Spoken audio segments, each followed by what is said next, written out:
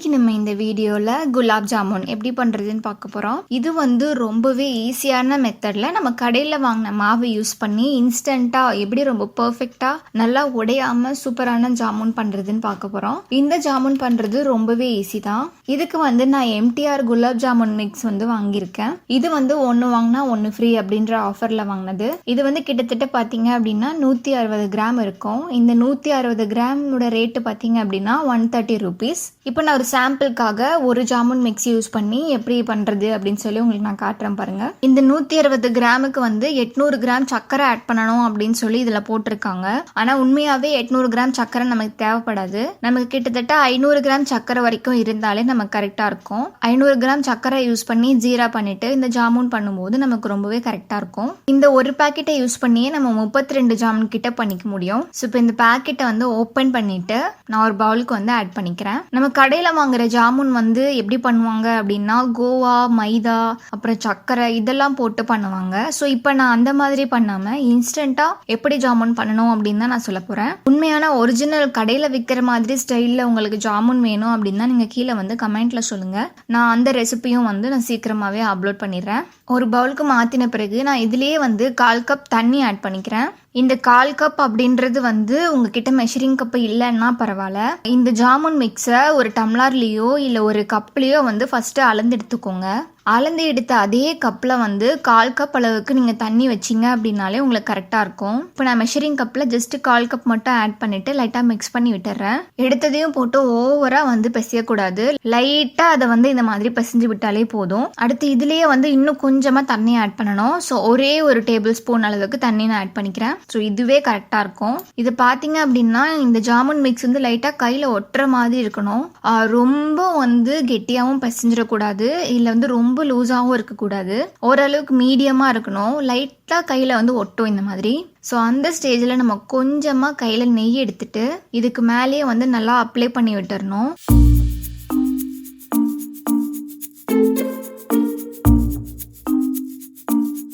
இப்போ இந்த ஜாமுன் மிக்ஸை ஒரு ஒர்க் ஏரியாவுக்கு மாற்றிட்டோ இல்லை ஒரு பிளேட்டுக்கு மாற்றிட்டோ லைட்டாக இந்த மாதிரி ரவுண்ட் பண்ணி எடுத்துக்கணும். பாருங்கள், நான் செய்கிற மாதிரி அதே மாதிரி பண்ணுங்கள். ஜாமுன் பண்ணுறதுக்கு இப்போ மாவு வந்து ரெடி ஆயிடுச்சு. இதுக்கு மேலே வந்து எல்லா பக்கமும் கொஞ்சமாக நெய் அப்ளை பண்ணிவிட்டு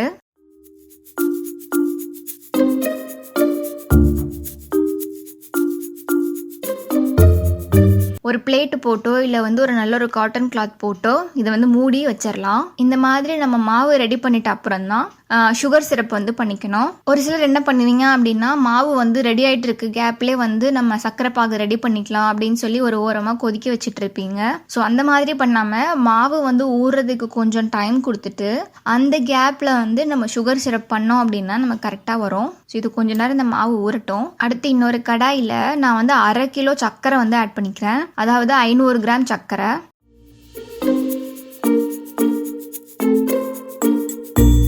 இதிலே வந்து நான் எந்த கப்பில் அளந்து எடுத்தனோ அதே கப் அளவுக்கு தண்ணி ஆட் பண்ணிக்கிறேன். ஸோ அதுவே கரெக்டாக இருக்கும்.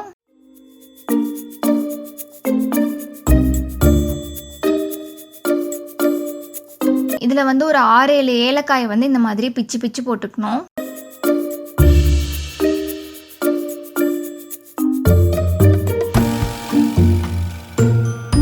இப்போ இது எல்லாத்தையும் மிக்ஸ் பண்ணி விட்டுட்டு ஹை ஃப்ளேமில் வச்சு ஒரு 10 to 15 நிமிஷம் வரைக்கும் நல்லா கொதிக்க விடணும்.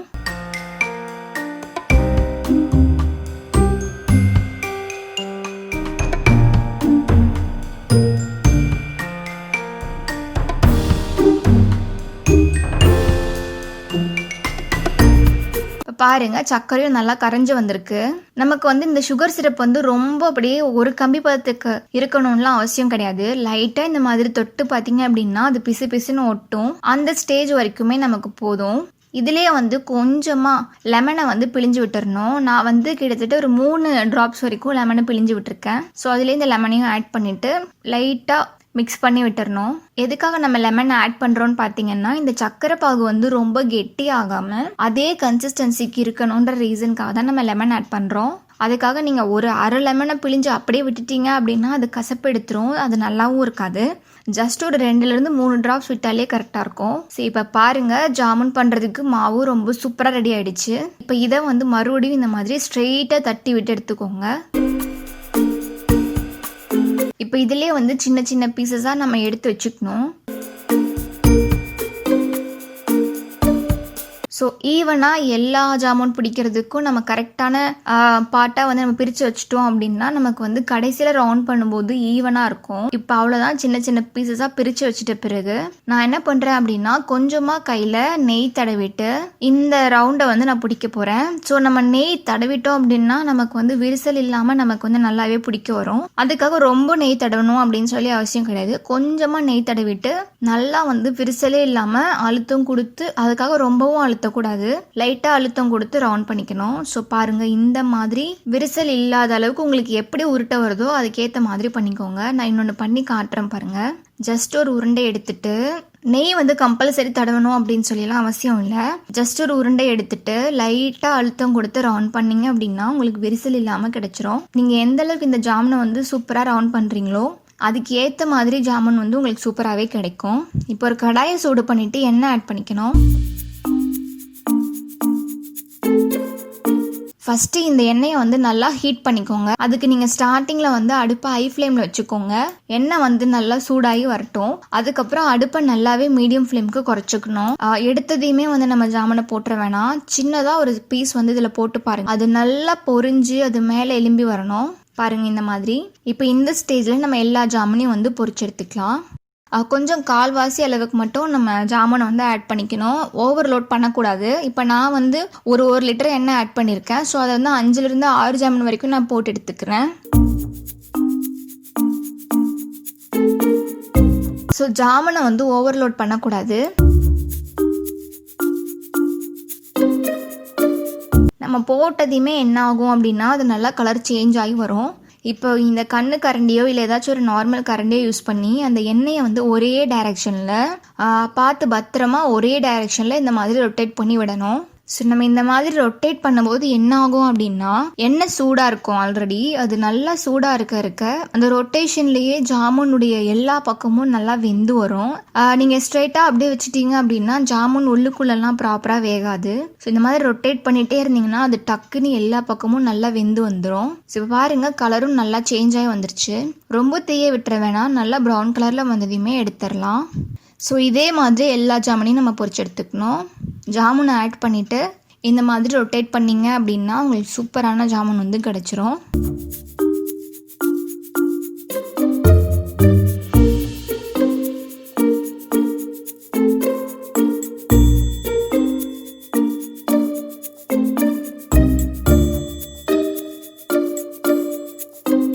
ஸோ இங்கே பாருங்கள், எல்லா ஜாமுனையும் நான் பொரிச்சு எடுத்துட்டேன். ஒன்று கூட விரிசலே விடலை. எல்லாமே சூப்பராக ரவுண்டாக வந்திருக்கு. இப்போ இன்னொரு கிளாஸ் பவுலில் நான் ஆல்ரெடி ரெடி பண்ணி வச்சுருந்த சுகர் சிரப் இருக்கு இல்லைங்களா, அதை வந்து நான் வடிகட்டிக்க போகிறேன். அதில் வந்து ஏலக்காய் அப்புறம் இந்த லெமன்லாம் நான் ஆட் பண்ணியிருந்தேன். ஸோ அதெல்லாம் தட்டுப்படாமல் இருக்கிறதுக்காக நான் இந்த மாதிரி ஃபில்டர் பண்ணி எடுத்துக்கிறேன். அதுக்கப்புறம் பொரிச்சு வச்சுருந்த ஜாமுனை இதுலேயே ஆட் பண்ணி கிட்டத்தட்ட நல்லா ஒரு 5 மணி நேரத்துக்கு ஊற வச்சுட்டு சாப்பிட்டீங்க அப்படின்னா ரொம்பவே சூப்பரான ஜாமுன் வந்து நமக்கு கிடைச்சிரும். பாருங்கள் எவ்வளோ சூப்பரான ஜாமுன்ஸ் வந்து நம்ம பண்ணியிருக்கோம் அப்படின்னு.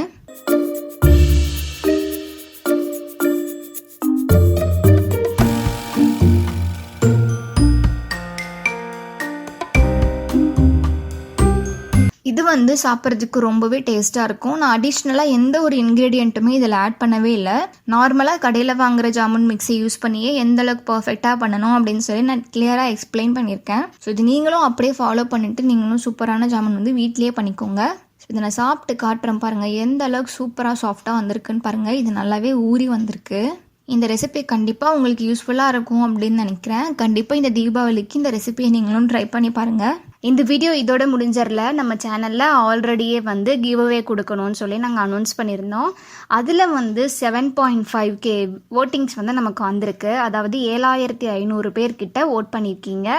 அதில் வந்து மேக்ஸிமம் பர்சன்டேஜோட செலக்ட் ஆனது என்னன்னு பார்த்தீங்கன்னா எலக்ட்ரிக் பீட்டர் ஃபார் 5 people அந்த ஓட்டிங் வந்து செலக்ட் ஆகிருக்கு.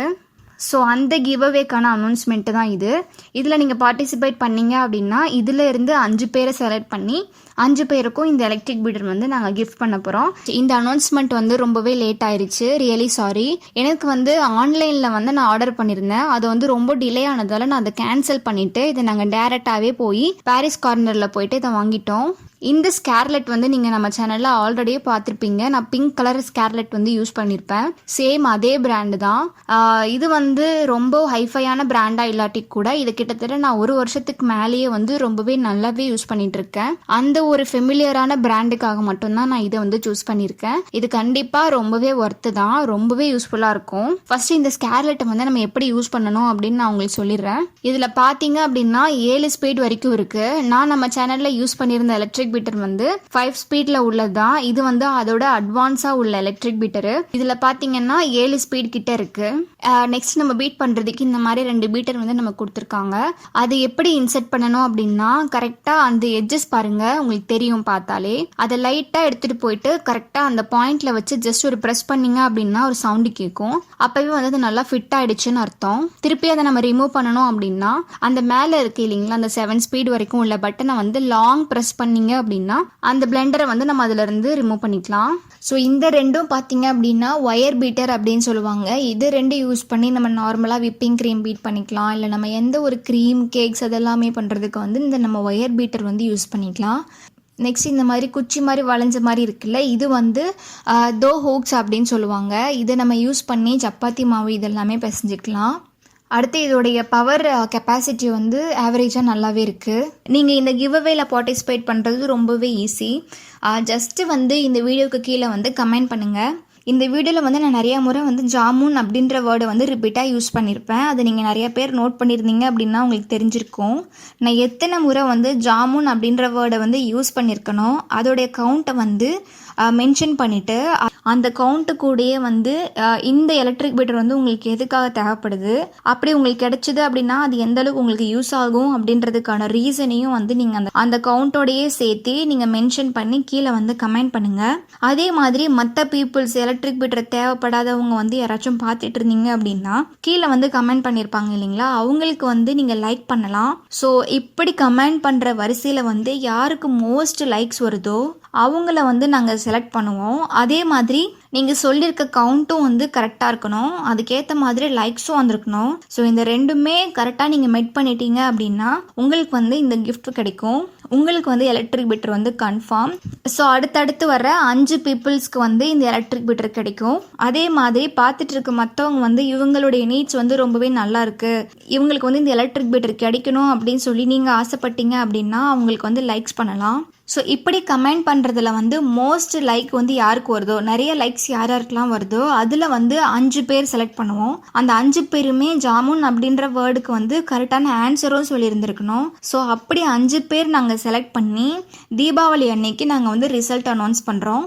ஸோ இது ரொம்பவே ஈஸி தான், எல்லாருமே பார்ட்டிசிபேட் பண்ணுங்கள். இதெல்லாம் எலக்ட்ரிக் பீட்டர் வேணுமோ அவங்க எல்லாருமே பார்ட்டிசிபேட் பண்ணுங்கள். ஸோ கண்டிப்பாக யாருக்கு கிடைக்கணும் அப்படின்னு இருக்கோ கண்டிப்பாக அவங்களுக்கு கிடைக்கும். ஸோ யார் யாருக்கெல்லாம் வந்து எலக்ட்ரிக் பீட்டர் வேணுமோ அவங்க எல்லாருமே கண்டிப்பாக கீழே கமெண்ட்டில் சொல்லுங்கள், பார்க்கலாம் யாருக்கு கிடைக்க போகுதுன்னு சொல்லிட்டு.